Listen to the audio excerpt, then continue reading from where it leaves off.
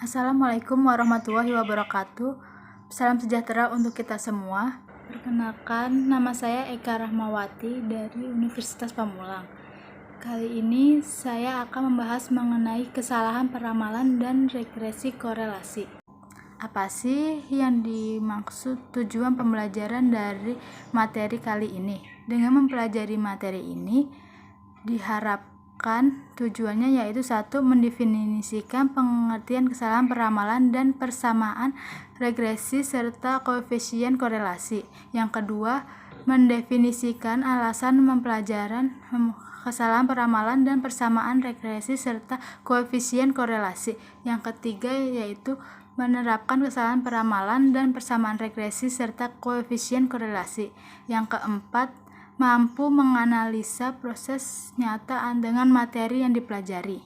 Selanjutnya, apa sih yang dimaksud dengan kesalahan peramalan?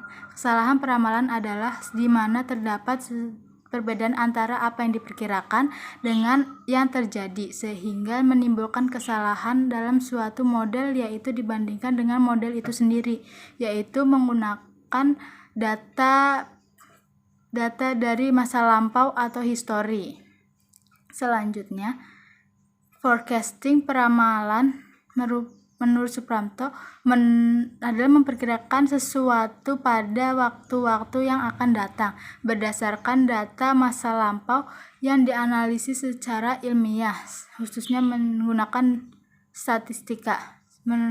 Selanjutnya, menurut Gasper 2004, aktivitas peramalan merupakan suatu fungsi bisnis yang berusaha memperkirakan permintaan dan penggunaan produk serta produk-produk itu dapat dibuat dalam kuantitas yang tepat. Dengan demikian, peramalan merupakan suatu dugaan terhadap permintaan yang akan datang berdasarkan beberapa variabel peramal sehingga berdasarkan deret waktu historis. Selanjutnya, menurut Nahrawi dan Hadius Usman menyatakan bahwa sebenarnya membandingkan kesalahan peramalan adalah suatu cara sederhana apakah suatu teknik peramalan tersebut patut dipilih untuk digunakan membuat peramalan data yang sedang kita analisa atau tidak. Minimal prosedur ini dapat digunakan sebagai indikator apakah suatu teknik peramalan cocok digunakan atau tidak, dan teknik yang mempunyai MSE terkecil merupakan peramalan yang terbaik.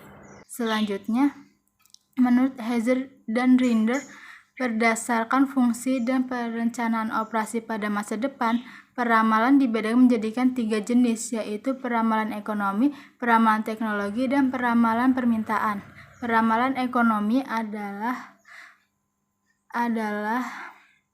di mana siklus bisnis dengan memprediksi tingkat inflasi, terjadinya uang, dana yang digunakan untuk membangun perumahan, dan indikator perencanaan lainnya. Yang kedua, peramalan teknologi memahami tingkat kemajuan teknologi yang bisa meluncurkan produk baru yang menarik yang memerlukan pabrik yang baru.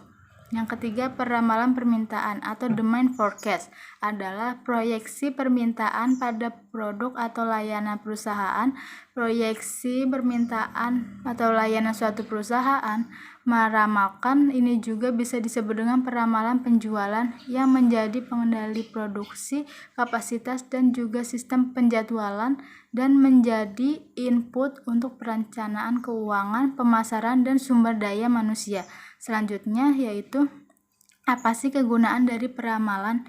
Kegunaan dari peramalan yaitu satu, sebagai alat bantu perencanaan yang efektif dan efisien. Yang selanjutnya, untuk menetapkan kebutuhan sumber daya pada masa yang akan datang. Yang ketiga yaitu untuk mendapatkan keputusan yang tepat, di mana untuk mendapatkan keputusan yang tepat itu memerlukan peramalan-peramalan, sehingga ini sangat berguna untuk kedepannya. Selanjutnya, prinsip-prinsip peramalan.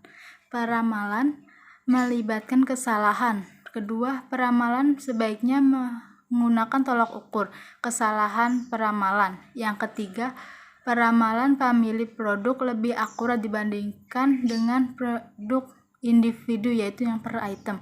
Yang keempat, pengaturan jangka pendek lebih tepat daripada jangka panjang. Yang kelima, jika dimungkinkan hitung permintaan daripada peramalan permintaan. Yang selanjutnya, langkah-langkah sistem peramalan. 1. Menentukan tujuan dari peramalan. Apa sih tujuan adanya peramalan? Yaitu harus ditentukan terlebih dahulu. Selanjutnya yaitu memilih item independent domain yang akan diramalkan. Yang ketiga, menentukan horizon waktu dari peramalan, yaitu apakah waktunya yang diramalkan yaitu jangka pendek, jangka menengah, atau jangka panjang. Itu harus ditentukan terlebih dahulu. Yang keempat, memilih model-model peramalan. Yang kelima, memperoleh data yang dibutuhkan dalam peramalan. Yang keenam, validasi model peramalan. Yang ketujuh, membuat peramalan. Yang kedelapan, implementasi hasil-hasil peramalan. Yang selanjutnya yaitu memantau keandalan hasil peramalan. Langsung saja, apa aja kira-kira metode analisis peramalan? Analisis peramalan dibagi menjadi dua, yaitu analisis peramalan kuantitatif dan kualitatif. Analisis peramalan kuantitatif merupakan peramalan yang menggunakan model sistem sistematis yang beragam dengan data masa lalu dan variabel disebab akibat untuk meramalkan. Pada umumnya, terdapat kedua peramalan dalam metode, yaitu metode deret waktu dan model asosiatif. Yang selanjutnya, analisis peramalan kualitatif adalah peramalan yang menggabungkan antara faktor seperti intuisi, emosi, pengalaman pribadi, dan sistem nilai pengambilan keputusan untuk meramal. Selanjutnya, menurut Hazard dan Render mengemukakan bahwa ada 3 dari yang paling terkenal, yaitu mean absolute deviation, dan yang kedua mean squared error, yang ketiga mean absolute present error. Mean absolute deviation di mana nilai kesalahan itu dihitung dengan mengambil nilai absolut dari setiap kesalahan peramalan diperbaiki dengan jumlah periode data. Yang kedua, mean squared error, yang dimana nilai kesalahan dihitung dengan menggunakan rata-rata selisih kuadrat antara nilai yang diramalkan dan diamati. Yang selanjutnya, mean absolute percent error. Kesalahan dihitung menggunakan rata-rata diferensial absolut antara nilai yang diramal dengan nilai aktual dan dinyatakan sebagai persentase nilai aktual. Yang selanjutnya kita akan membahas mengenai regresi dan korelasi. Apa sih yang dimaksud dengan regresi? Regresi adalah suatu metode analisis yang biasa digunakan untuk melihat pengaruh antara dua atau banyak variabel. Umumnya, analisis regresi digunakan untuk prediksi atau ramalan, sedangkan korelasi adalah salah satu teknik analisis dalam statistik yang digunakan untuk mencari hubungan antara dua variabel yang bersifat kuantitatif. Selanjutnya, persamaan regresi. Persamaan regresi merupakan persamaan matematik yang memungkinkan peramalan nilai suatu keubah dan peubah tak bebas atau dependent variable dari nilai peubah bebas atau independent variable. Diagram pencar sama dengan diagram yang menggambarkan persebaran nilai observasi peubah tak bebas dan peubah bebas. Nilai peubah bebas ditulis berdasar pada sumbu X atau horizontal, sedangkan peubah tak bebas yaitu ditentukan pada sumbu Y, yaitu ditulis di vertikal. Nilai peubah tak bebas itu ditemukan oleh peubah bebas. Jadi keduanya saling berkaitan. Selanjutnya yaitu jenis-jenis regresi. Dibagi menjadi dua, regresi linier sederhana dan regresi linier berganda. Regresi linier sederhana merupakan sebuah metode statistik yang berfungsi untuk menguji tingkah hubungan sebab akibat dari dua variabel yang diteliti. Contohnya, hubungan antara penggunaan metode pembelajaran diskusi dengan nilai peserta didik dalam pelajaran sejarah. Contohnya lagi, hubungan antara penggunaan model pembelajaran cooperative learning dengan kecerdasan kinestetik anak usia dini. Yang selanjutnya, regresi linier berganda merupakan sebuah metode statistik yang digunakan untuk mengetahui hubungan secara linier antara dua variabel atau lebih. Contohnya, pengaruh model pembelajaran guru terhadap nilai UTS dan UAS peserta didik. Yang selanjutnya, pengaruh game online township mobile terhadap minat baca anak usia remaja. Selanjutnya kita akan membahas mengenai jenis-jenis korelasi. Jenis-jenis korelasi dibagi menjadi 3, korelasi regresi sederhana, korelasi parsial, dan korelasi berganda. Korelasi sederhana adalah suatu teknik statistik yang berfungsi untuk mengukur kekuatan hubungan dua variabel.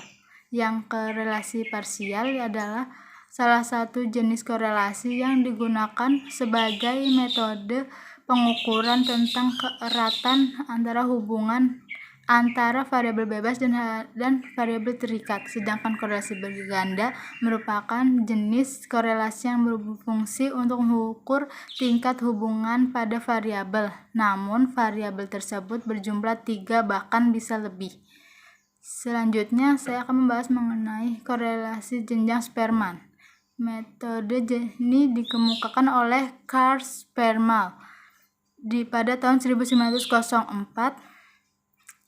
yang dimana metode ini diperlukan untuk mengukur keeratan hubungan antara dua variabel, di mana kedua variabel itu tidak mengikuti distribusi normal dan kondisional variabel tidak diketahui. Korelasi rank dipergunakan apabila pengukuran kuantitatif secara eksak tidak dimungkinkan dilakukan. Data kedua variabel berpasangan, misalnya tingkat mengukur moral, tingkat kesenangan, tingkat motivasi, dan sebagainya.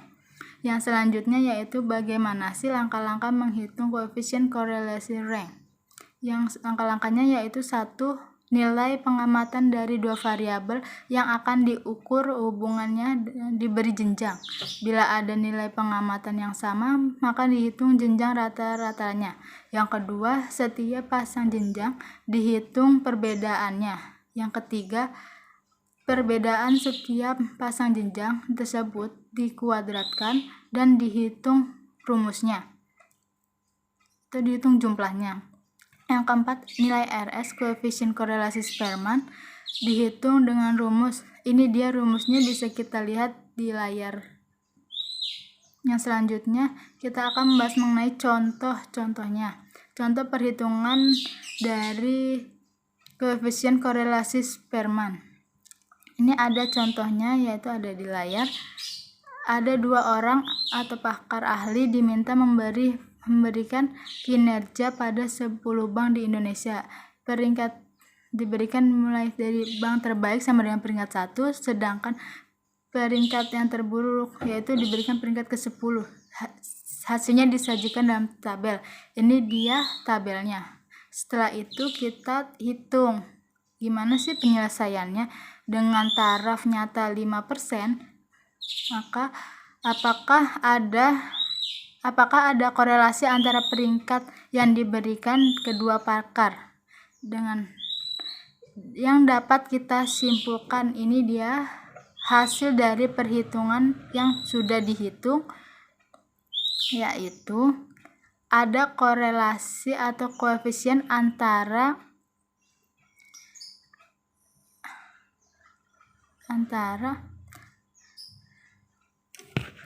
ada kecocokan antara yang diberikan oleh pakar sekian yang dapat saya sampaikan. Apabila ada tutur kata yang kurang berkenan, saya mohon maaf. Wassalamualaikum warahmatullahi wabarakatuh.